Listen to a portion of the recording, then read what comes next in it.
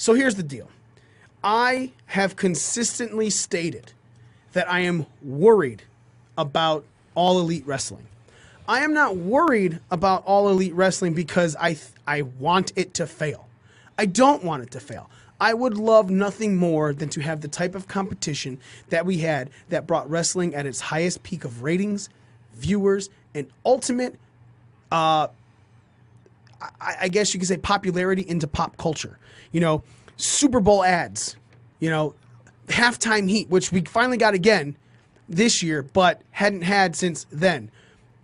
You know, Super Bowl ads are really expensive, and WWE was like, it makes sense to spend the money on this ad and go over even farther. You know, the Attitude Era, NWO, DX, Stone Cold Steve Austin, The Rock, Goldberg, the cruiserweights that blew away everyone on WCW, Jericho himself getting pissed off at a company that was not using him right to go to a different company that made him one of the biggest stars in the world that he capitalized on amazingly well.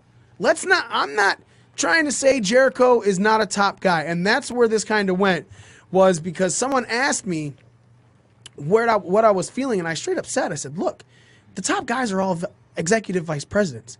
Kenny was announced as an executive vice president at the Double or Nothing rally. You know, Matt and Nick Jackson are running booking, executive vice presidents. Cody, executive vice president.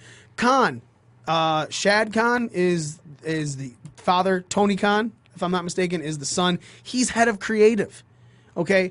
And then Brandy Rhodes has a position. That's not anything the chief brand officer. That's your marketing stuff. You'd have nothing to do with what's going on in that ring.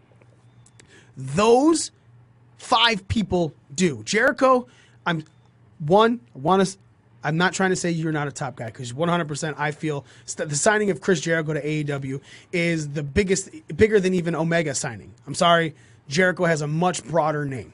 All right. Spending the money that they did was one of the smartest things AEW could have done. All right.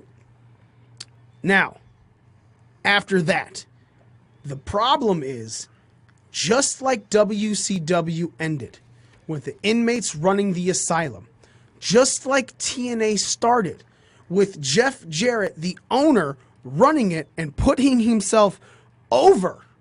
Okay. There's a reason Jeff Jarrett is the fucking NWA champion 7 times, if I'm not mistaken.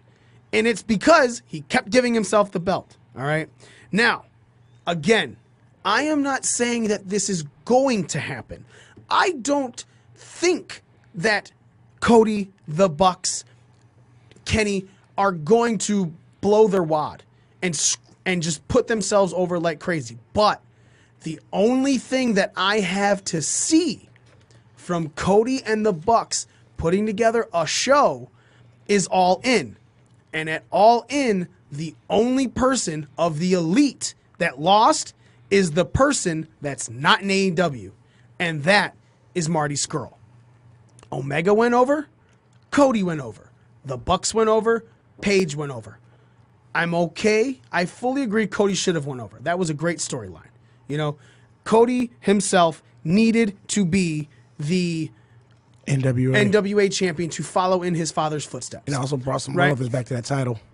Now, that being said, Omega I could also see going over because it made sense with the Jericho storyline, Jericho attacking him afterwards.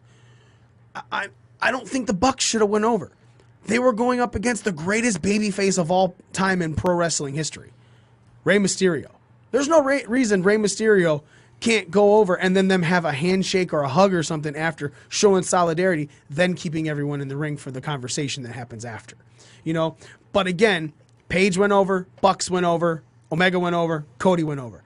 As far as I'm looking at this as a honest, 100% unbiased opinion, I can hope that they become the greatest wrestling company in the next couple years. I can hope that they give the McMahons the run for their money that they deserve. But it's starting like WCW ended and TNA began.